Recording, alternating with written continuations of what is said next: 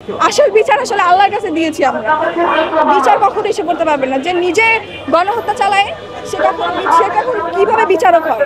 কারণ সরকার কখনোই ৯ দফা দাবি পালন করবে না এবং কখনোই সে সঠিক বিচার করবে না। বিচার আসলে করবে কে? যে নিজেই গণহত্যা চালানোর নির্দেশ দেয় সে কখনোই বিচার করতে পারবে না, সে কখনোই সঠিক বিচারক হতে পারবে না।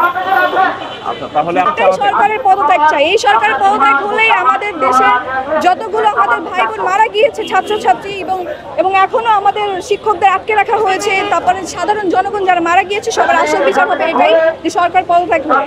হ্যাঁ, আমি দাবি জানাচ্ছি যে এই সরকার পদত্যাগ চাই, এটাই আমার দাবি। আসল বিচার আসলে আল্লাহর কাছে দিয়েছি আমরা। বিচার কখনো এসে করতে পারবে না। যে নিজে গণহত্যা চালায় সে কখন কিভাবে বিচারক হয়?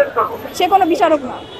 আজকের এই অভিনব কায়দায় যে প্রতিবাদ, এটা শিল্পীদের পক্ষ থেকে হচ্ছে, সেখানেও আপনি একজন শিক্ষার্থী হিসেবে উপস্থিত হয়েছেন, কেমন হ্যাঁ, আপনি বললেন যে আসলে আপনি শিক্ষার্থী হিসেবে, সেটার জন্য বললাম, কিন্তু এই অভিনব যে কায়দায় যে আসলে প্রতিবাদ, এটাকে কিভাবে দেখছেন?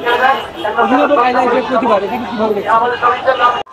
দর্শক, আমরা দেখতে পাচ্ছি আজকে শিল্পী সমাজ তারা কিন্তু একটি অভিনব কায়দায় সম্প্রতি যে কোটা সংস্কার আন্দোলনকে কেন্দ্র করে দেশে যে অস্থিরতা চলছে, সেই অস্থিরতার তারা কিন্তু নিবারণ চান এবং সেই অস্থিরতা যাতে বন্ধ হয়, সেই বন্ধের উদ্দেশ্যে তাদের আজকের অভিনব কায়দায় আমরা দেখেছি প্রতিবাদ। তারা লাল কার্ড প্রদর্শন করছেন এখন, এবং আমরা দেখেছি বিভিন্ন চিত্রাঙ্কনের মাধ্যমে তারা কিন্তু তাদের প্রতিবাদ জানিয়েছেন। এবং একই সঙ্গে আমরা দেখেছি বৃষ্টির মধ্যে ভিজে তারা আসলে বিভিন্ন যে কোটা সংস্কার আন্দোলনকে কেন্দ্র করে যারা আসলে শহীদ হয়েছেন সেই শহীদদের নাম কিন্তু তারা লিখেছেন এবং